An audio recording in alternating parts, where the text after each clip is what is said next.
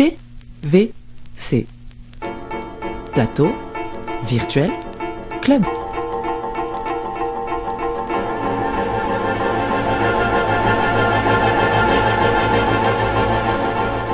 Plateau Vivacité.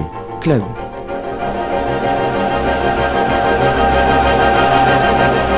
Une émission de théâtre consacrée à la fabrique du sens.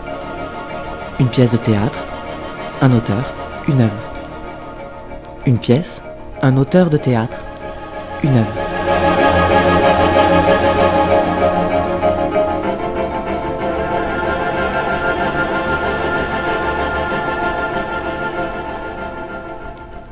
Bonjour et bienvenue dans PVC. Nous remercions chaleureusement la Téline de nous accueillir aujourd'hui dans ses locaux. Nous sommes en compagnie de Samuel Gallet, qui nous parlera de son œuvre La Ville ouverte. Bonjour Samuel. Bonjour. Et avec nous Sabine Chevalier, directrice des éditions Espace 34. Bonjour Sabine. Bonjour Marie. Sabine, vous êtes l'éditrice de Samuel Gallet. À quand date votre première rencontre avec son écriture ? Très précisément, elle date de 2007. Samuel Gallet était un des 6 écrivains du département écrivain dramatique de l'ENSAT que venait de créer Enzo Corman. Et nous avions le projet de publier les 6 textes de sortie des 6 auteurs, dont faisait partie Samuel. C'est ce que nous avons fait. Donc, le livre s'appelle Le monde me tue et nous avions publié un texte court, Autopsie du gibier. C'était le tout début. Puis Samuel a continué à m'envoyer ses écrits. Et parmi ces écrits, nous avons publié depuis donc une dizaine d'années 5 livres. La Ville ouverte sera le 6e. Alors l'année de encore un jour sans 2009, je crois. 2009. Puis Communiqué numéro 10, qui est une pièce qui a été aussi traduite et publiée en anglais. Oswald de nuit, qui pour moi est une pièce un peu charnière dans l'écriture de Samuel Gallet, qui au départ était plus axée sur des dialogues et dans des formes plus, entre guillemets, classiques du théâtre, et qui, de mon point de vue, évolue beaucoup vers une forme beaucoup plus ouverte et éclatée dans les propositions de langue. Issue, La bataille d'Escandar en début d'année, en janvier 2017, puis La Ville ouverte. Donc La Ville ouverte, c'est une pièce qui raconte l'histoire de 3 femmes qui vivent dans une ville, une grande ville occidentale, qui ne se connaissent pas, mais qui ont toutes le même sentiment de vivre avec une épée de Damoclès au-dessus de la tête, avec le sentiment d'une menace sur leur vie. Et qui se réfugient dans le sommeil. Enfin, chaque soir, elles s'endorment et mystérieusement, d'un point de vue presque fantastique, elles se rencontrent en rêve. Elles se retrouvent en rêve dans un camp de prisonniers à une époque indéterminée. Et elles s'organisent pour aller tuer en rêve donc le tyran de Syracuse, qui est le fameux tyran de la légende de l'épée de Damoclès, 400 ans avant Jésus-Christ. Donc elles partent pour aller tuer ce tyran. Elle se retrouve face à un monde totalement en rêve, évidemment, de choses trappes, dans lequel elles ne parviennent pas à tuer ce tyran. Elles se réveillent, et au réveil, par ce rêve, quelque chose dans leur vie réelle a été résolu. Et elles quittent la vie qu'elles avaient jusque-là. Elles partent en voyage, en quelque sorte, et elles se rencontrent alors sur la route d'une nouvelle vie. Elles se rencontrent dans la vraie vie, en quelque sorte, sur le chemin d'une vie nouvelle. Alors c'est un texte que j'ai écrit et qui s'inscrit dans mon travail sur la dimension du rêve. J'avais travaillé sur le livre de Charlotte Berhardt, qui est un livre écrit par cette sociologue juive allemande, philosophe, et qui de 1933 à 1939, durant l'Allemagne nazie, avait fait un recueil de 300 rêves d'Allemands de tous les âges et de toutes les conditions, pour montrer comment, à travers les rêves, le totalitarisme, le régime nazi en cours d'installation, se lisait dans les rêves des gens. C'est-à-dire comment, en fait, ça influait sur le psychisme des gens et comment, en quelque sorte, on pouvait lire le système politique totalitaire en cours d'installation dans les rêves et les cauchemars des individus. Alors, toute chose égale par ailleurs, c'est un travail que j'ai fait, dont je me suis inspiré. Comment le rêve aujourd'hui, comment les cauchemars aujourd'hui peuvent parler de l'époque dans laquelle on vit, comment on peut y lire des choses qu'on ne lirait pas à l'état de veille. Et donc, la thématique, en quelque sorte, ou le territoire de réflexion, de dramaturgie, pour La Ville ouverte a été celui-ci.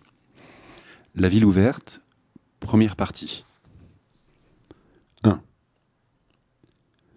D'abord, tu vois ce que tu vois toujours. La ville depuis la fenêtre, affalée, repliée sur elle-même, comme en attente de quelque chose, d'une vie nouvelle, d'une journée brève ou de son propre anéantissement. Le monde est là, immobile, muet. Les bus circulent, les métros vont et viennent, montent les fumées hivernales dans l'air froid, des silhouettes s'engouffrent dans les voitures, disparaissent aux intersections. Il est 8 heures. Le monde, cette ville repliée derrière la fenêtre, les toits, le ciel lourd, brumeux, la vie commune, les secrets jamais dits emportés dans les tombes, les souffles par millions dans les open space. Des grues au loin émergent du brouillard, se mettent en mouvement, font des signes, lancent des messages codés par-delà le pays natal. D'abord, tu ne sais rien. La radio est éteinte, aucune nouvelle du monde en cours, bataille perdue, loi scélérate, marée noire, continent qui chavire, incendie et massacre. Reste assise. Ne bouge pas. Il faudrait pouvoir parler de rien, du temps qu'il fait, de cette ville semblable aux autres, de ce silence hivernal semblable aux autres, de ces foules semblables qui apparaissent et disparaissent. Et tu regardes le ciel et d'abord tu te dis, quand un rayon de soleil perce le brouillard, mais où vois-tu un problème ? Où ? 2. Ce qu'il y a à dire, ce qu'il faudrait dire, ce qu'il faudrait immédiatement dire pour faire cesser le tordu, le violent, l'insoutenable, et la nuit, et l'abject, et les naufrages, et l'ordure. Dire quelque chose en réponse immédiate, les mots dans l'urgence comme des armes solaires, crachées, qui viendraient repousser la nuit, abattre, combattre, révéler, et ne pas attendre les filtres qui sont là pour filtrer, et dire avec leur tête de filtre « On en parlera demain, il faut voir, ce n'est pas le moment, plus tard, où voyez-vous un problème ? Ne vivons-nous pas, après tout, dans le meilleur des mondes possibles ?» Les faire taire. Qu'ils se taisent, qu'ils s'en aillent tous, et que les mots attaquent, agrippent, s'emparent du monde tordu et lui redonnent une forme. Il est 8h30. 3. Erin. Je m'appelle Erin. J'ai 23 ans. Je suis assise dans ce petit appartement d'Europe occidentale et je voudrais que quelque chose se passe. Je ne me reconnais pas dans la plus grande partie des, comment dit-on déjà, jeunes de mon âge contemporain. Je ne comprends pas mon époque, ces obsessions, ces impasses que l'on attend de moi. Qu'est-ce que vous voulez ? Je ne sais pas ce que je vais bien pouvoir faire de toute cette masse de vie devant moi et où trouver ma place. Il y a quelque chose dans l'air d'irrespirable, non ? Dans l'air abstrait, si tu veux, dans l'air mental, dans ta tête, Erin, car les rues sont propres et lavées chaque jour dans le pays où nous sommes. Pour le moment. Mais le point de rupture est proche. Quelque chose est invivable, non ? Et pourtant tu vis, tu te lèves chaque matin, la nourriture va à ta bouche et le sang circule à flot dans tes organes, et tu as les images du monde devant les yeux, et tu sais très bien te repérer dans la forêt des signes, et si tu sais très bien te débrouiller avec les codes, les études, le travail, qu'est-ce qui te paraît à ce point impossible ? Quelle misère imites-tu ? À qui voudrais-tu ressembler ? Où vois-tu un problème ? Dans quel pays t'imagines-tu être ? Voudrais-tu vivre réellement ? Je sors, je prends le tram, je traverse la ville, halluciné. Je lis, je prends des notes sur l'histoire de mon pays, les heures noires, la naissance dans le sang des républiques, la suffisance abjecte des vainqueurs, l'histoire maudite des vaincus. Je traîne dans les rues, j'imagine de grands bouleversements, je perds 1 heure à regarder une brique dans le soleil, je cherche le cœur de la vie brute, et je plonge dans le sommeil. En rêve, il est facile de se battre, de frapper, de courir, de se venger du monde atroce, de ce qu'il nous fait subir. Chaque nuit dans mes rêves, je déchire la toile sombre jetée sur l'avenir. Je crie, je me venge, je rends la justice, je remets le monde sur pied. Il y a des coups et du sang, je m'emmêle dans les draps trempés de sueur. Pourquoi sommes-nous ici ? Savez-vous où nous allons ? Avez-vous trouvé un lieu pour vivre ? Ne me laissez pas seul. Et le monde se met à hurler. 4. Andrea. Je me lève à 7 heures, j'ai déjà envie de péter la gueule à quelqu'un. Je n'ai que l'embarras du choix, je suis entouré par des connards, je vais au travail, métro, bondé. J'ai des idées qui tournent en moi, saccager tout, à la hache, foutre le camp.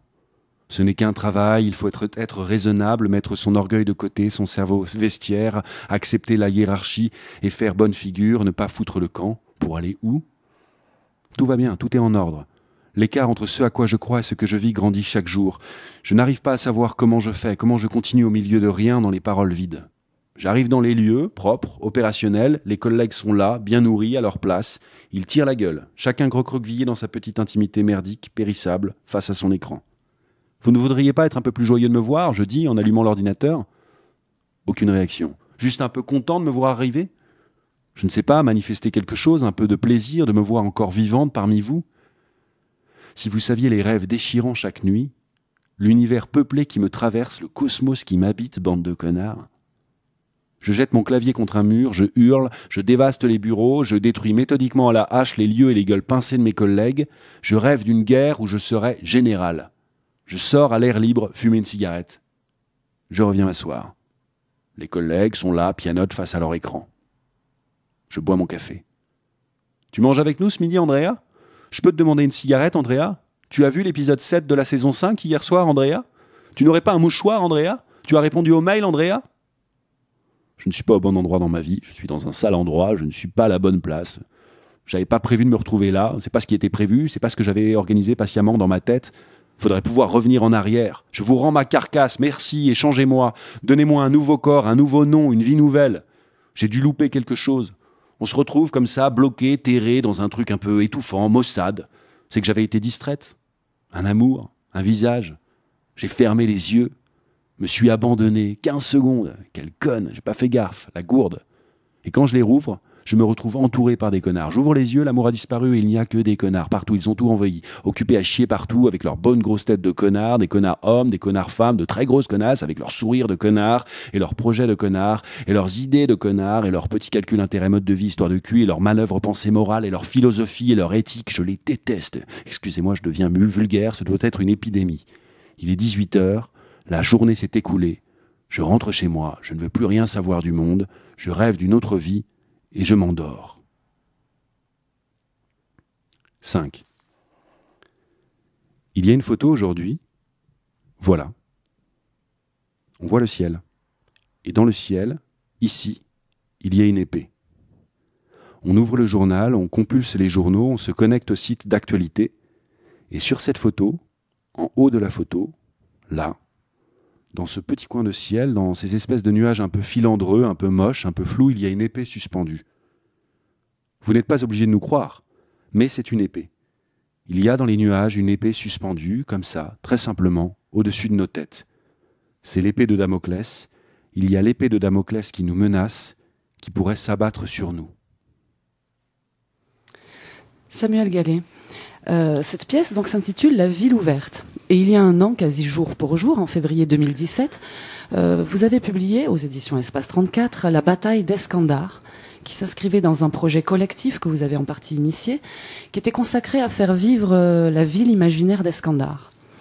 J'ai l'impression que le motif de la ville revêt une certaine importance dans votre travail, et on sent bien qu'il ne s'agit pas seulement d'un paysage. Peut-on affirmer que c'est la ville, sa pulsation, son rythme, qui donne consistance et identité aux personnages ? Autrement dit, est-ce que les personnages sont le produit de leur environnement, cet environnement urbain ? Alors oui, il y a beaucoup de choses. La bataille d'Eskandar, donc c'est vraiment un texte qui raconte cette ville imaginaire, qui est une ville à la fois totalement détruite par un séisme et en même temps en reconstruction. Donc je dirais cette tension des villes dans lesquelles on peut vivre, qui sont à la fois des villes très construites et en même temps hantées par la destruction, en tout cas dans ce que je tente de raconter. Ça, c'est la bataille d'Eskandar qui a donné ensuite naissance à ce projet que vous évoquiez, du projet collectif. Et puis la ville ouverte, effectivement, revient ce motif de la ville. On reparlera aussi en lien avec la question de la ville ouverte qui est... J'y reviendrai après. En tout cas, le motif de la ville est effectivement, moi chez moi, même dans Communiqué numéro 10, enfin dans les autres pièces, dans Oswald de Nuit, enfin c'est une chose qui revient, je dois le reconnaître, assez régulièrement. Pour moi, c'est un endroit qui est à la fois le lieu extrêmement quadrillé aujourd'hui, enfin des espaces qui sont extrêmement définis, quadrillés, même on pourrait dire sécurisés, sécuritaires, avec là, ici sont les lieux pour les populations riches, ici sont les lieux pour les populations pauvres, ici sont les lieux du divertissement, ici sont les lieux de la richesse, ici sont les lieux du divertissement, etc. Bon, c'est-à-dire un espace à la fois extrêmement quadrillé et organisé, et en même temps le lieu de l'anonymat, le lieu de l'errance, le lieu du métissage, le lieu dans lequel la grande partie de nos contemporains se rencontrent, s'esquivent. Donc c'est aussi le lieu de la rêverie, en fait, enfin des possibles. Et donc c'est ces deux tensions-là qui m'intéressent beaucoup et qui expliquent peut-être mon attrait pour cet espace urbain-là. En tout cas, effectivement, je pense que je suis vraiment dans une obsession à la fois de la ville et de sa périphérie, de ce qui est construit et de ce qui est détruit, de ce qui est construit et de ce qui se transforme. Les friches. Et les friches, voilà. C'est cette tension-là, je dirais, entre la ruine, la reconstruction, la destruction, la disparition, la retransformation des espaces urbains dans lesquels on vit, le passé. La bataille d'Eskandar, vous l'avez mis en scène dans une forme plutôt concertante, puisqu'il y avait des musiciens au plateau, et diverses influences musicales d'ailleurs. La ville ouverte, quant à elle, a été créée en mars 2017 dans une mise en scène de Jean-Pierre Barrault. Est-ce que c'était une forme concertante également ? Alors non, c'était assez différent. C'était pas une forme concertante. Peut-être juste, moi, c'est vrai que j'ai un travail. Alors c'est peut-être pas aussi clair, on le dit après l'avoir fait, mais je dirais un travail d'écriture qui est, j'écris des textes dont je ne m'empare pas, que j'écris, qui peuvent être publiés ou qui peuvent être commandés ou en tout cas ou les deux parfois, mais que je ne mets pas en scène. Et puis j'ai un travail qui est plus de l'ordre du poème dramatique, peut-être, que j'écris en vue de travailler avec mes camarades, mes amis du collectif Eskandar, qui sont des musiciens pour la plupart. Donc je sais que je vais travailler dans cette direction-là. Donc la ville ouverte n'était pas dans cette forme-là, parce que ça a été une commande au départ, une commande de 3 théâtres, le théâtre de Vire, le Centre dramatique national de Vire, la Comédie de Saint-Étienne et les Scènes nationales du Jura, qui m'ont passé commande et qui ont ensuite passé commande à Jean-Pierre Barrault de mettre en scène le texte que j'allais écrire sur le thème du rêve qui était par ailleurs le mien. Et donc je savais que je n'allais pas m'en emparer. Donc il y a évidemment une recherche qui est la mienne, donc où les choses se rencontrent avec cette dimension à la fois très réaliste et en même temps l'univers onirique, l'échappatoire dans le rêve, dans l'onirisme, dans le cauchemar. Mais j'avais pas pensé à la question musicale, qui est une chose plus précise avec des gens qui sont les gens avec qui je travaille toujours.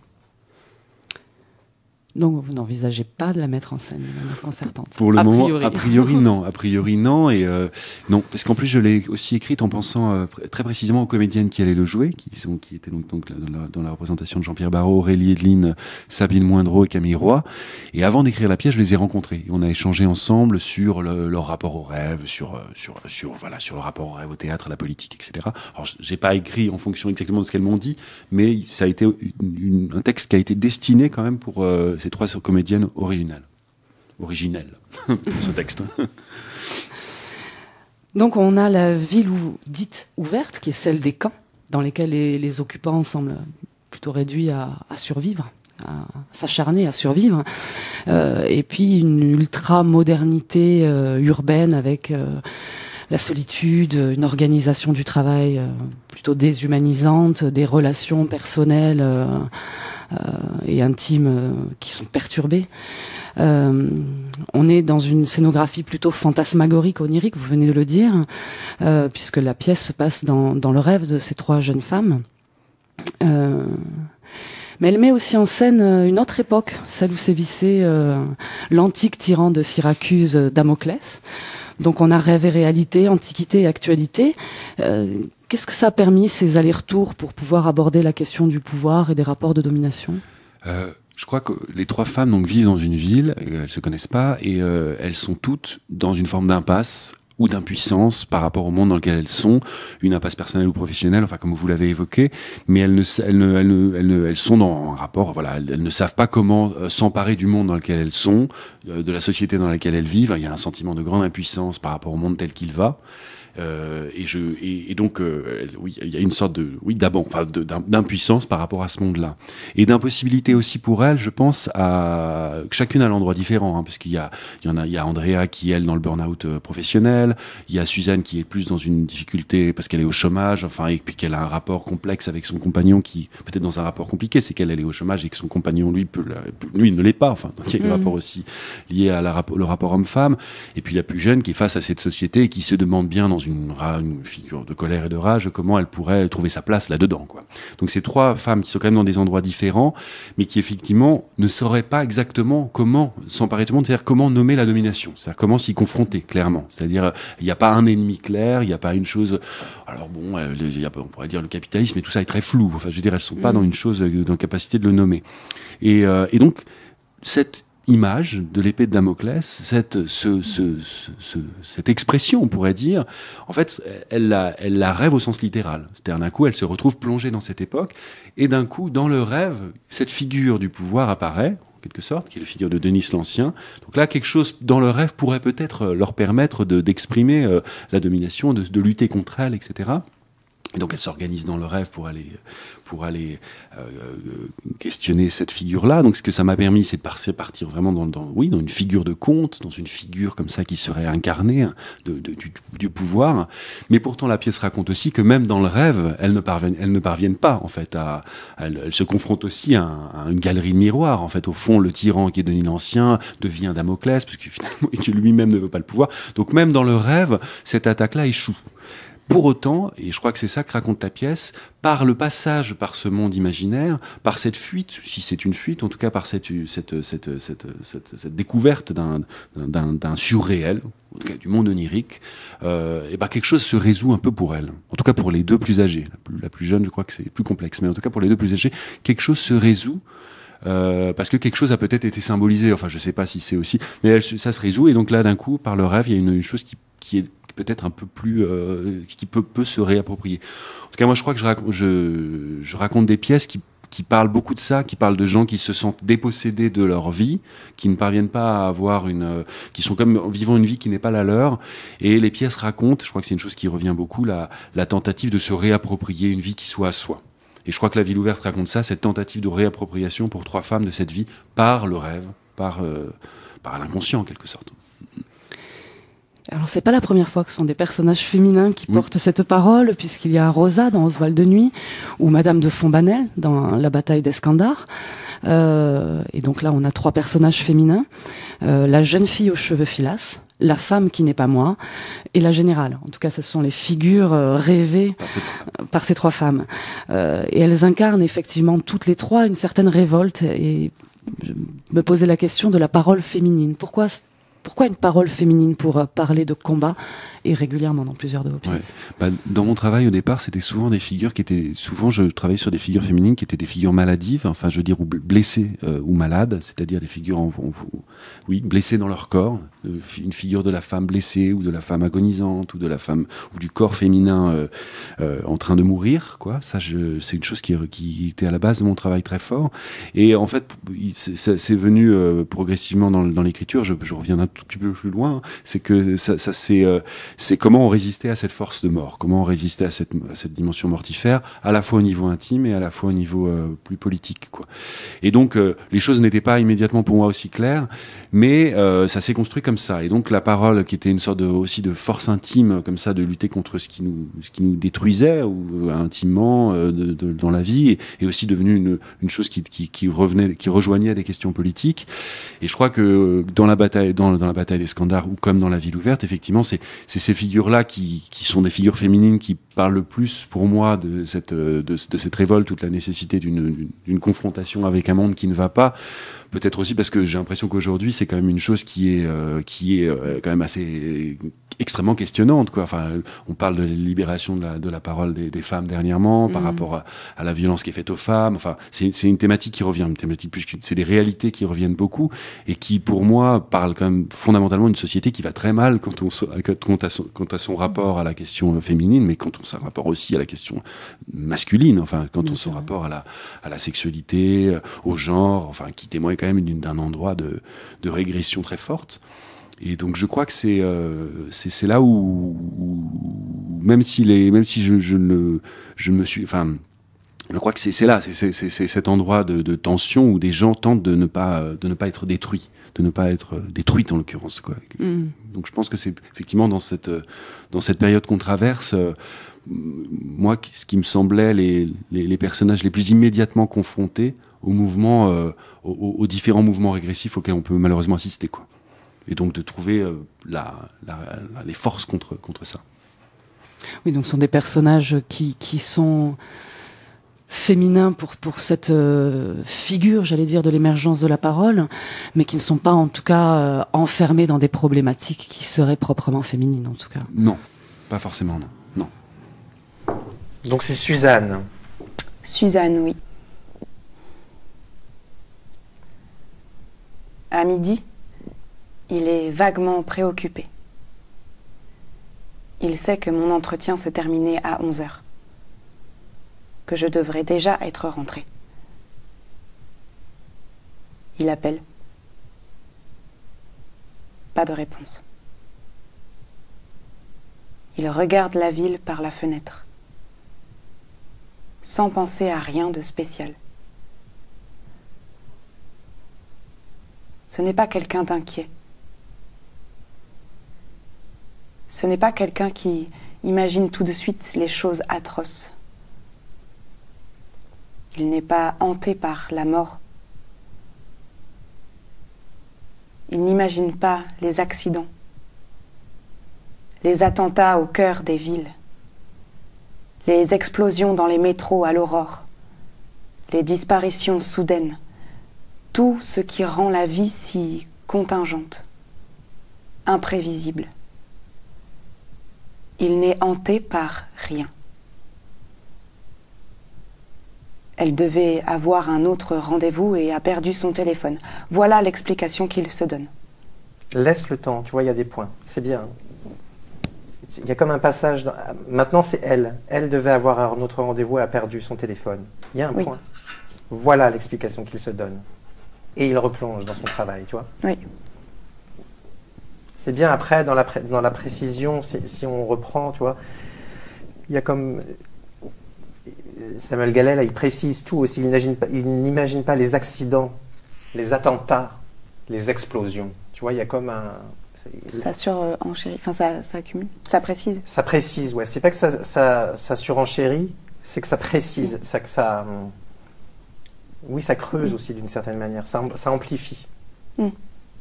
Ça ne veut pas dire qu'il faut surenchérir, ça veut dire qu'il faut travailler à chaque fois c'est comme si l'acteur, comme l'écrivain, redécouvre à chaque fois le mot exact. C'est comme une surprise aussi. Tu peux reprendre là si tu veux. Il n'est pas hanté par la mort. Il n'est pas hanté par la mort. Il n'imagine pas les accidents, les attentats au cœur des villes, les explosions dans les métros à l'aurore, les disparitions soudaines. Tout ce qui rend la vie si contingente, imprévisible. Il n'est hanté par rien. Elle devait avoir un autre rendez-vous et a perdu son téléphone. Voilà l'explication qu'il se donne. Et il se replonge dans son travail, secrètement satisfait d'avoir un peu plus de temps pour lui. Il déjeune les yeux dans le vague. Écoute les informations du jour. La femme qui n'est pas moi est montée il y a 2 heures dans un train. Le train roule dans la campagne, avance, sillonne les plaines, longe des montagnes, falaises à pic, paysage, petite ville scintillante dans la poussière. Là, tu peux chercher à travailler, à amplifier le mouvement aussi. C'est bien, la femme qui n'est pas moi est montée il y a 2 heures dans un train. Le train amplifie encore, roule dans la campagne, avance. Là, avance avec le train, sillonne, longe les montagnes, falaises à pic, paysage, petite vie, jusqu'à la montgolfière après.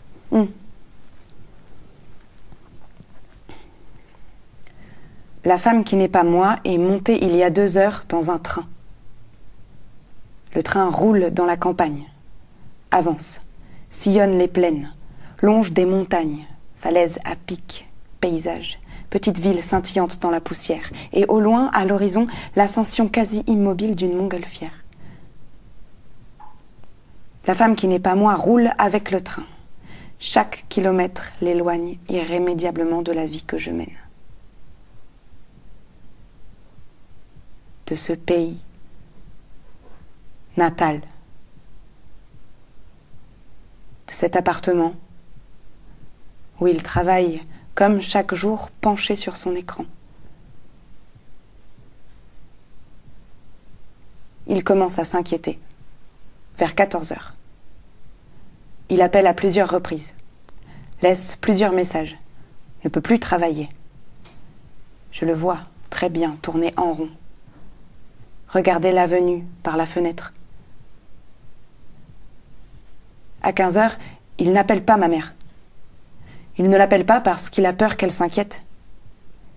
Il hésite. Appelle ma sœur à 15h30. D'abord ma sœur. Tu ne sais pas où est Suzanne ? Je n'arrive pas à la joindre. Et ma sœur appelle ma mère. Et ma mère s'inquiète. Et ensemble, elles appellent la police. Il est 18h. La femme que je ne veux plus être rentre à 18h06. J'ai eu un autre entretien, dit-elle. Je n'ai pas eu le temps de repasser à la maison et j'ai perdu mon téléphone. La femme que je ne veux plus être enlève son manteau, se laisse vaguement embrasser. « Appelle ta mère !» dit-il, et il rit un peu fort. La femme que je ne veux plus être appelle ma mère et ma sœur. Tout le monde est rassuré. La femme que je ne veux plus être va dans ma chambre, range ses affaires à la bonne place, observe l'oiseau dans l'entrée, dans sa cage. Ouvre la cage.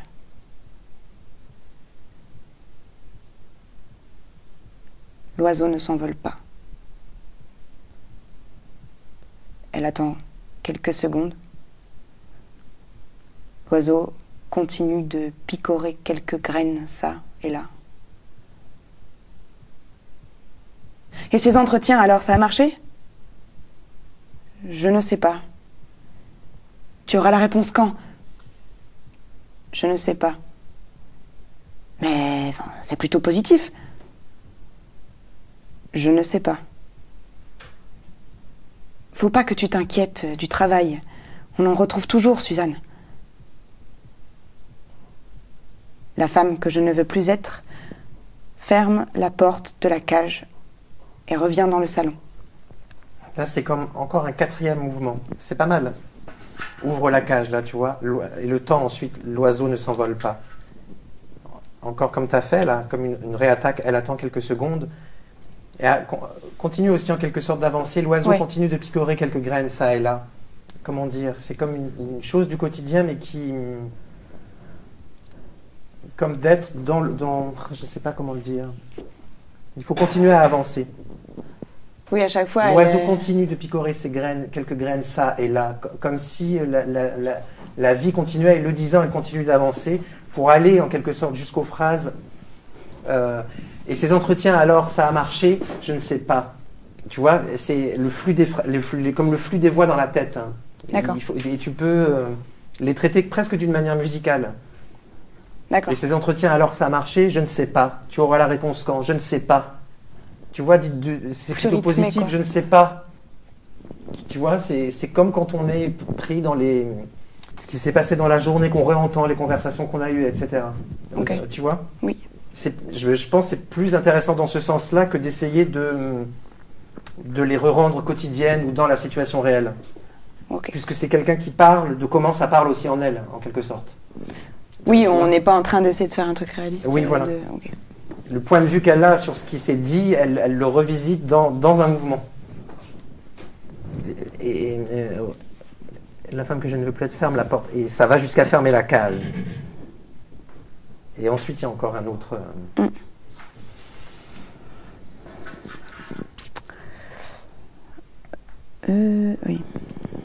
Rouvre la cage pour attaquer, pour voir.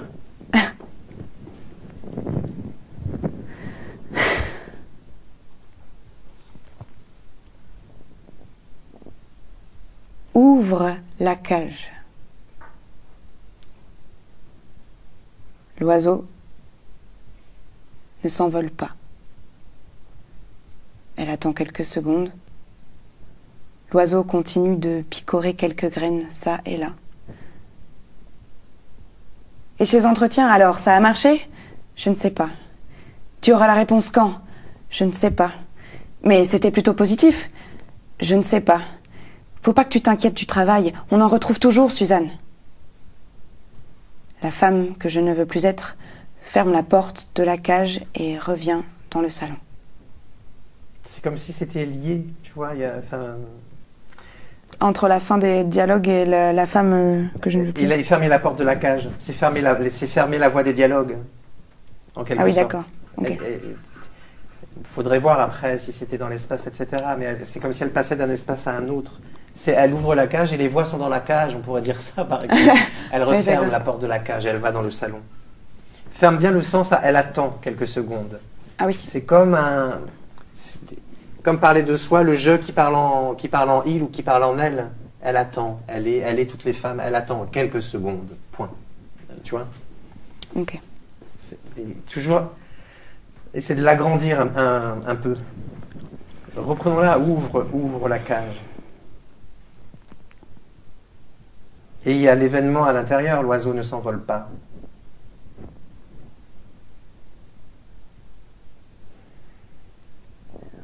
Ouvre la cage.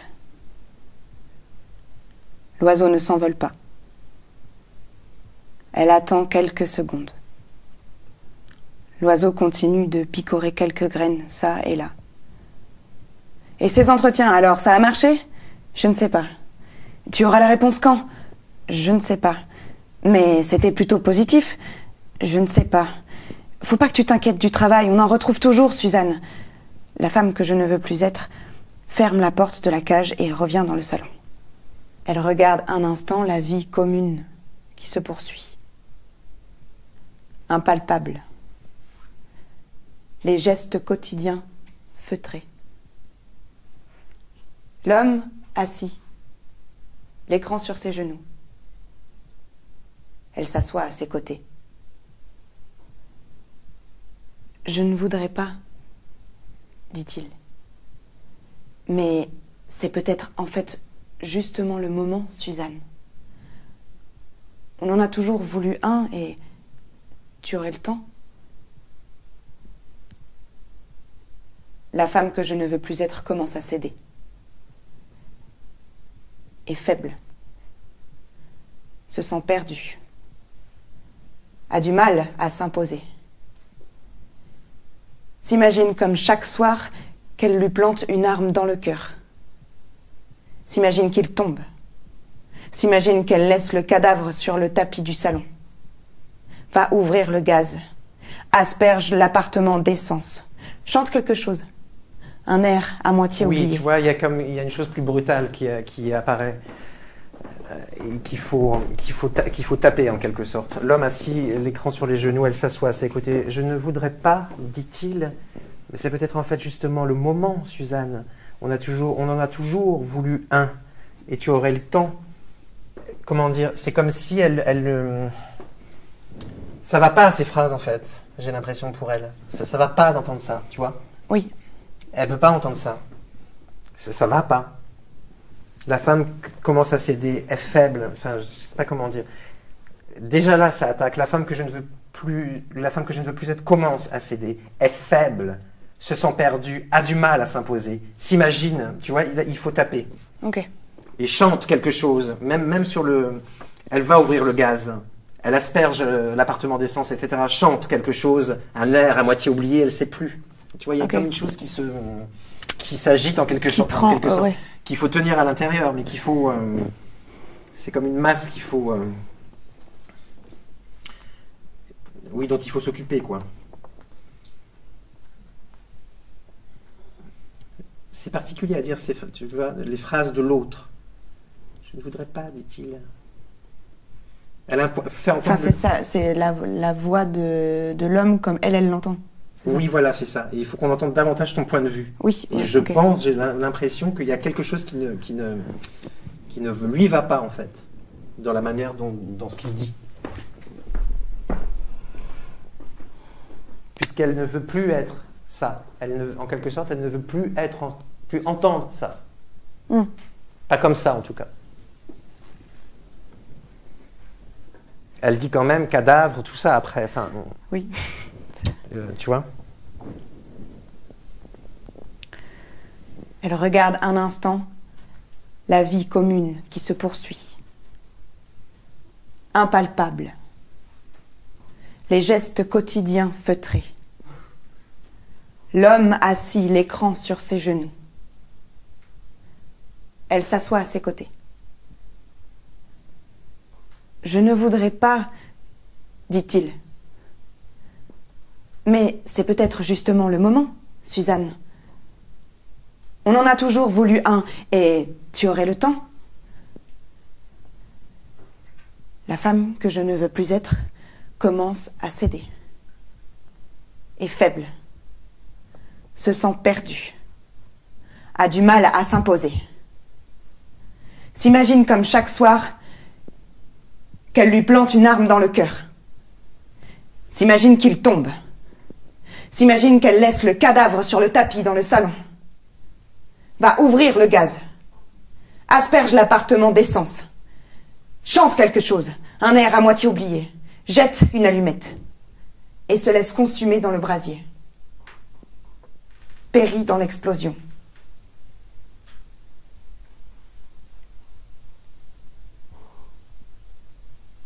La femme que je ne veux plus être voit le train rouler dans sa tête. Loin.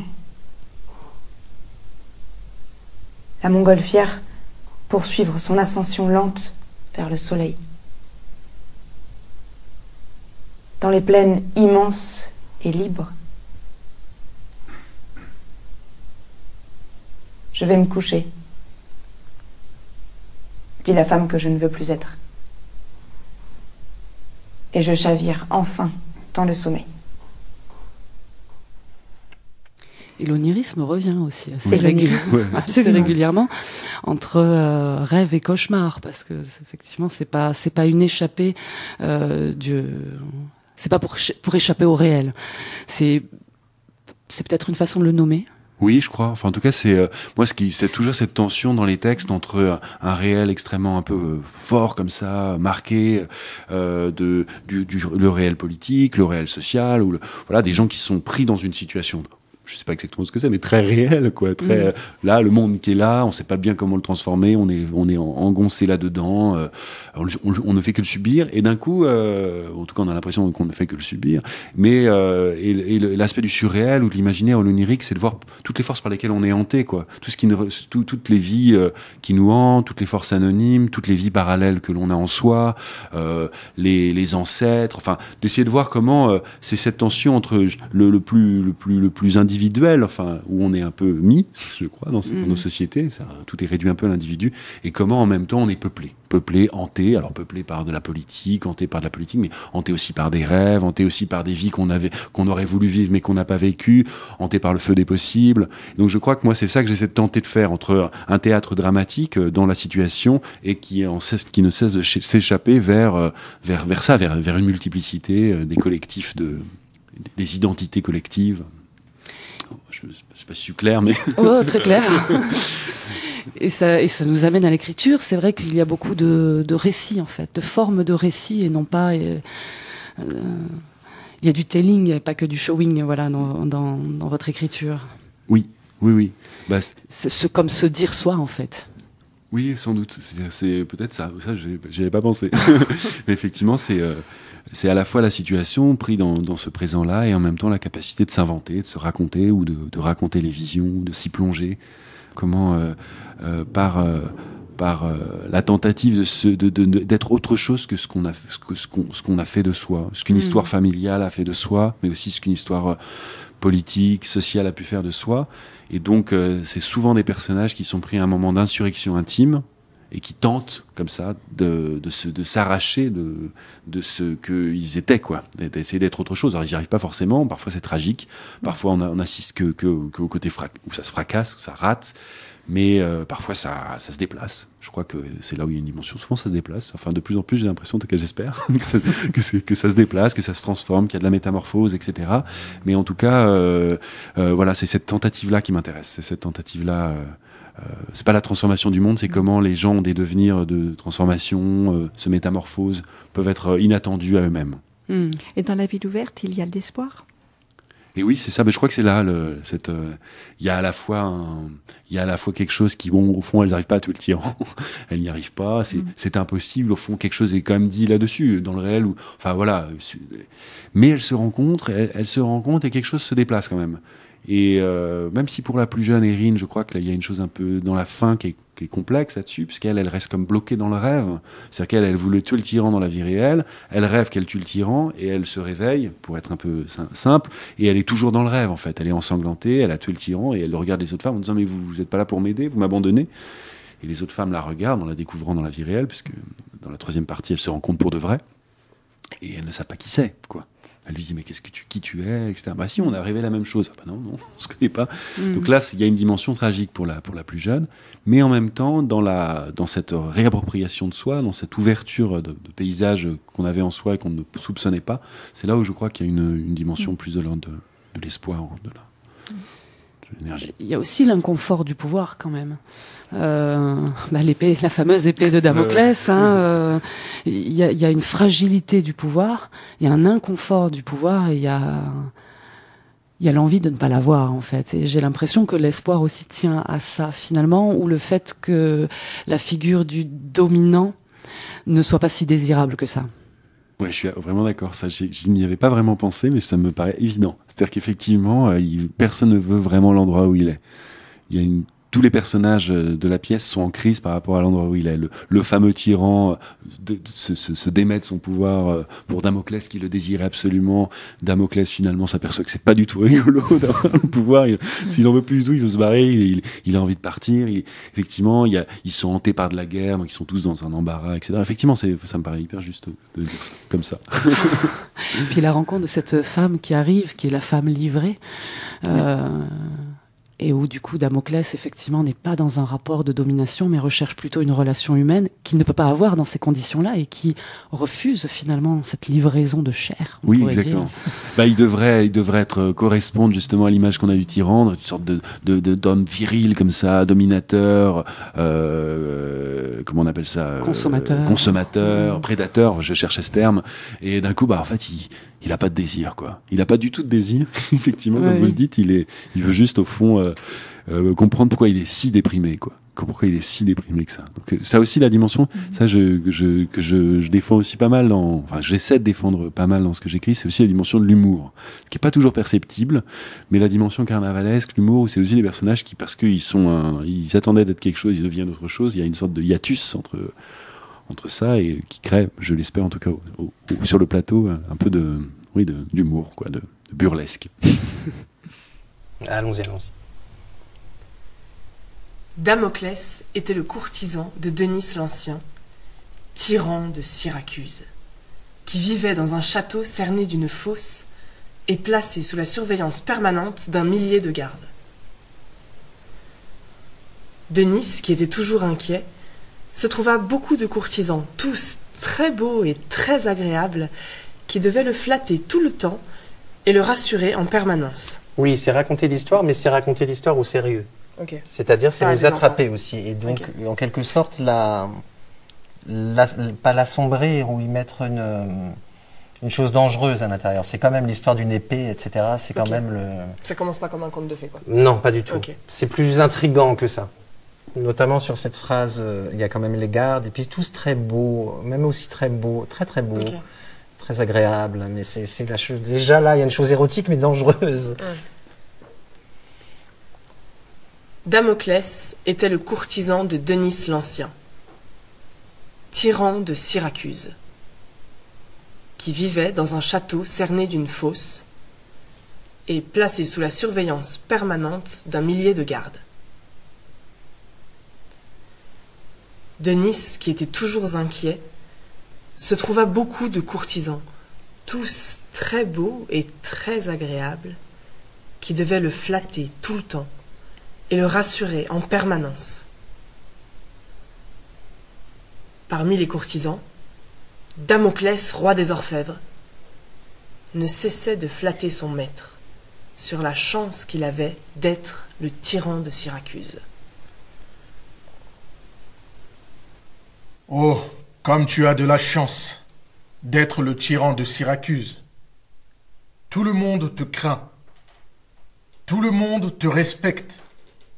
Quand tu parles, tout le monde est toujours d'accord avec toi. Même quand tu dis n'importe quoi. Même quand tu dis d'énormes conneries. Même quand tu te mets à dire de la merde, les gens disent « Oh, oh, oh !» Oui, c'est bien. Les gens disent, ça pourrait être « Oh, oh, oh, oh, oh, oh !» Tu vois, comme les trucs de la cour, quoi. « Oh, oh, oh !» Il met vraiment des « oh », lui. Oui. Des « Oh, oh, oh !» Enfin, faut jouer avec ça. Mais il y a comme le premier aussi. « Oh !» Oui. Tu vois, tu peux jouer aussi à la com, tu as de la... flat, tu vois. D'accord. En restant à l'endroit concret où t'es. Et je pense d'énormes conneries, il faut les agrandir, les énormes conneries, et de la merde aussi, enfin, le mot. Oui. Tu vois, là, c'est bien parce que tu restes dans le concret, et en même temps, il y a un personnage dedans, qui grimace en quelque sorte. Oh, comme tu as de la chance d'être le tyran de Syracuse. Tout le monde te craint. Tout le monde te respecte. Quand tu parles, tout le monde est toujours d'accord avec toi. Même quand tu dis n'importe quoi. Même quand tu dis d'énormes conneries. Même quand tu dis de la merde. Les gens disent « Oh, oh, oh !» et ils applaudissent. Et tu as beaucoup d'argent. Et tu fais ce que tu veux. Et tous les hommes t'admirent et te craignent. Et toutes les femmes veulent coucher avec toi. Ô Denis l'Ancien! Ô noble tyran de Syracuse! Et ainsi la vie est bonne et agréable. Et la vie dans la gloire est belle et longue. Oh, comme tu as de la chance d'être le tyran de Syracuse. Agacé, Denis proposa alors à Damoclès de prendre sa place, le temps d'une journée, organisa une grande orgie dans son château, et les festivités commencèrent. Alors que débutait l'orgie, Damoclès leva sa tête et s'aperçut qu'une épée était suspendue au-dessus de lui, et n'était retenue que par un crin de cheval. Ainsi, Denis montra à Damoclès que son rôle de tyran possédait deux faces. C'était à la fois un sentiment de puissance et le risque d'une mort pouvant frapper à tout moment. Oui, c'est bien. Je pense qu'il faut comme étirer le mot agacé quand même. Il est, tu vois, agacé, après ce qu'il vient de dire, proposa alors de prendre sa place, etc. Une grande orgie, etc. Et comme un temps à faire entendre aussi les festivités, comme, tu vois, comme l'événement, d'ouvrir, comme si tu ouvrais le rideau des... Ce serait vraiment au plateau, on ouvrirait, les festivités commencèrent et l'orgie. Tu vois, une chose à... L'orgie, voilà. C'est là, voilà. Et, alors que débutait l'orgie, faire entendre il faudrait revoir du début, on va la reprendre après. La chose plus dangereuse aussi à l'intérieur de ça, ensuite, là. Sur l'épée, quoi, de faire entendre que c'est l'épée... Et ainsi sur le mot frapper à tout moment. Une fois frapper. Voyons ça pour voir. Agacé. Plus. Agacé. Denis. Voilà, c'est bien. Ça pourrait être écrit A/G/, c'est agacé. Ok, ça marche. Agacé. Denis. Voilà, et après, c'est parce que c'est le plaisir après de faire ça. Oui, ok. Agacé. Denis proposa alors à Damoclès de prendre sa place, le temps d'une journée, organisa une grande orgie dans son château, et les festivités commencèrent. Alors que débutait l'orgie, Damoclès leva sa tête et s'aperçut qu'une épée était suspendue au-dessus de lui et n'était retenue que par un crin de cheval. Ainsi, Denis montra à Damoclès que son rôle de tyran possédait deux faces. C'était à la fois un sentiment de puissance et le risque d'une mort pouvant frapper à tout moment. Le texte, en termes d'écriture, se construit par une série de phrases courtes, assez incisives. Est-ce que cette forme sert à la mission de la parole qui est évoquée dans le texte? Parce que un des personnages, au tout début du texte, il est écrit ce qu'il y a à dire, ce qu'il faudrait dire, ce qu'il faudrait immédiatement dire pour faire cesser le tordu, le violent, l'insoutenable, et la nuit, et l'abject, et les naufrages, et l'ordure, dire quelque chose en réponse immédiate. Est-ce que ces phrases courtes permettent de nommer rapidement et de manière incisive ce qu'il y a à nommer immédiatement? Oui, peut-être. En tout cas, ce début commence dans un climat, face à une fenêtre, on voit la ville, il ne se passe rien, il y a une sorte d'uniforme comme ça, on a le sentiment que tout est dans une sorte de résignation, d'immobilité, que rien ne se passera. Et effectivement, le surgissement de la parole, comme vous le dites, est peut-être cette impatience que quelque chose advienne, que quelque chose soit vécu, que quelque chose soit transformé. Et donc oui, je crois que là, cette chose qui est dite par le cœur, par la narration, qui peut être d'ailleurs qu'un des points de vue du texte, qui n'est pas le point de vue général du texte, mais en tout cas qui exprime peut-être cette impatience que quelque chose advienne pour ces trois personnages dans leur vie, quoi. Quelque chose, que la vie soit enfin vécue pour de vrai, enfin ce sentiment d'étrangeté à soi-même en fait. Et comment d'étrangeté à soi-même, d'étrangeté au monde dans lequel on est, et comment la parole, les mots sont d'un coup, le fait de nommer pourrait être un moyen de se réapproprier quelque chose de soi et de soi dans le monde. Trois comédiennes donc, qui jouent également Damoclès, j'imagine, qui jouent tous les rôles. Oui, c'est-à-dire qu'il y a vraiment l'idée que il y a ces trois personnages qui sont donc trois personnages autres dans le rêve. Erin qui est la jeune fille aux cheveux filasses, Andrea qui est la générale et Suzanne qui est la femme qui n'est pas moi. Et puis le chœur qu'elles prennent en charge et les autres personnages qu'elles prennent en charge. C'est comme si tout cet univers-là était aussi totalement produit par elles-mêmes en fait aussi. Après, je crois que donc ça a été écrit vraiment pour ces trois comédiennes, avec cette idée-là qu'il y avait ces trois personnages dans le rêve et dans le réel, cette dimension du cœur et comment le cœur fait advenir d'autres figures, Damoclès, le tyran de Syracuse. Mais en même temps, c'est, je crois, une pièce qui peut aussi accepter, et on en parlait tout à l'heure avec Sabine, d'une distribution plus large aussi. Parce qu'avec une distribution comme celle-là, on pourrait dire qu'elles sont leurs propres ennemis, en fait. C'est exactement. C'est-à-dire que là, c'est évident que ça implique une lecture qui peut être celle-ci, oui. En tout cas, que le conflit se joue uniquement à l'intérieur et qu'il n'est pas forcément en lien immédiat avec une société, un monde, etc. En tout cas, le monde est totalement intérieur.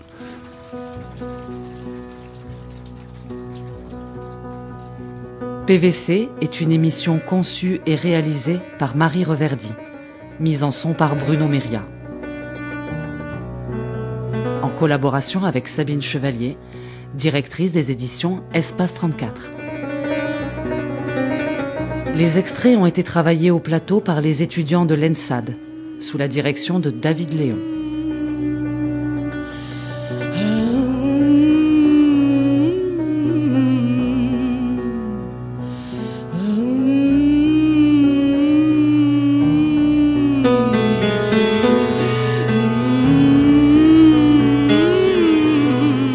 Nous remercions nos partenaires de l'ENSAD, Gildas Milin, directeur, et Moustapha Touil, régisseur général.